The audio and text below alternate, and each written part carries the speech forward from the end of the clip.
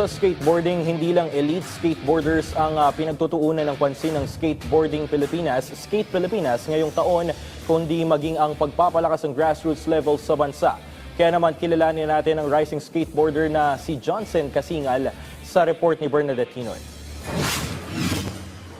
Inanunsyo ng Skate Pilipinas na sa patuloy na pag-usbong ng skateboarding sa bansa, plano nilang mas palawakin ang grassroots program upang makadiskubre ng mga bagong atletang susunod sa yapak ni na Marjeline Didal, Motic Panugalinog at marami pang iba. Kabilang naman sa rising star ngayon ng 13-year-old na si Johnson Kasingal. Sa edad na 10, nagsimulang mag-skateboard ang tubong marulas at agad din nagpakitang gilas sa iba't ibang local tournaments. Malaki po yung nakikita ko sa kanyang potential na gumaling po kasi po may disiplina po siya sa ginagawa niya. Saka talagang nasa puso niya po yung pag-skateboard. Ganun po. Saka nakikita ko po na maaari siyang makapag-compete sa ibang bansa in the future po.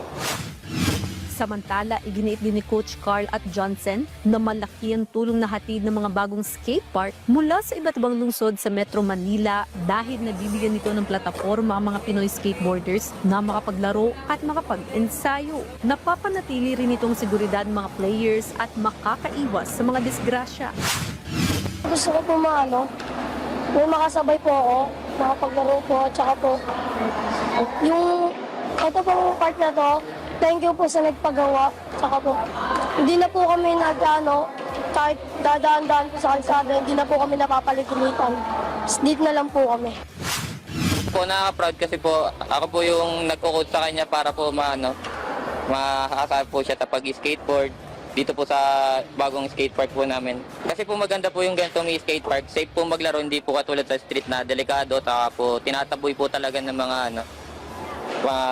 guard po sa mga private na pinaglalaroan namin. Bernadette Tinoy para sa Atletang Pilipino, para sa Bagong Pilipinas.